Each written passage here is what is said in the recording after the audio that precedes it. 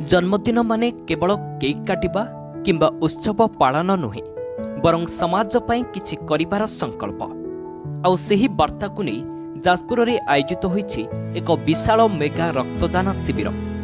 पूर्वतन विधायक तथा बीजेडीर पूर्वतन सांगठनिक संपादक प्रणव प्रकाश दासंक जन्म वार्षिकी अवसर रे जाजपुर पौर परिषद पक्षरु एक मेगा रक्तदान शिविर आयोजित होईथिला।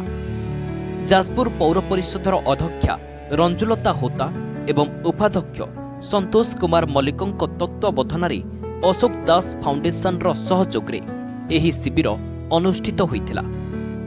रक्तदान को महादान बोली कहुए कारण जड़े रक्तदातांक रक्त अन्य जनक जीवन बंचाई पारे। सेही उद्देश्य को आगरे रखी आयोजित एही शिविर रे बिजु युव जनता दल एवं बिजु छात्र जनता दलर शह शह कर्मी और सदस्य सामिल होइथिले।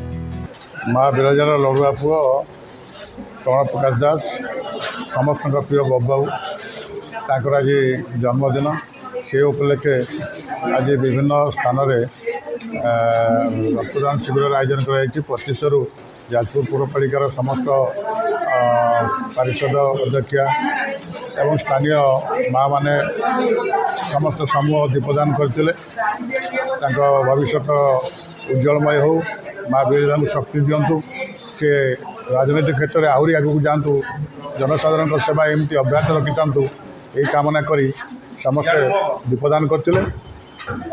आज जो रक्तदान शिविर होची अशोक दास फाउंडेशन तरफ पूर्वतन मुख्यमंत्री माननीय नवीन पट्टनायक जो आह्वान देते जीवन बिंदु कार्यक्रम से समग्र ओडिशा रे रक्तर अभाव नाला कहीं समस्ते स्वच्छकृत भाव में रक्तदान दौले करुले।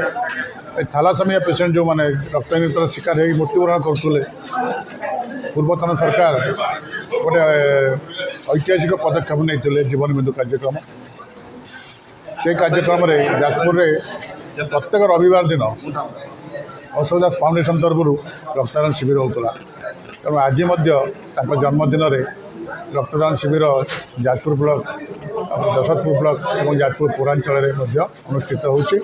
स्वेच्छा आमर वॉलंटियर्स माने आसुचंती रक्तदान दौरान एवं ये कार्यक्रम सफल करने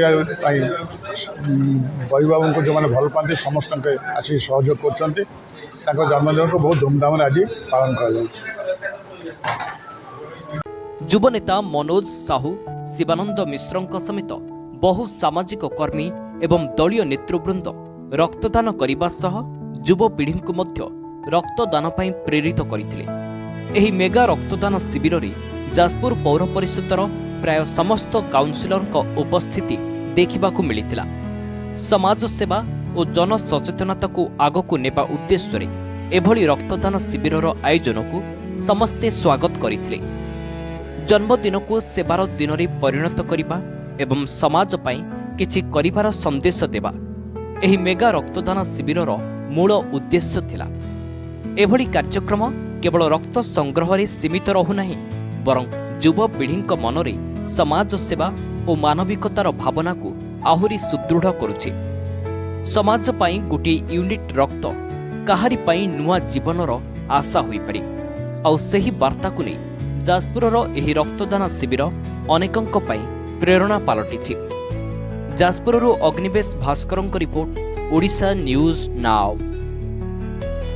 दयाकरी आम चैनल को लाइक शेयर एवं सब्सक्राइब करंतु।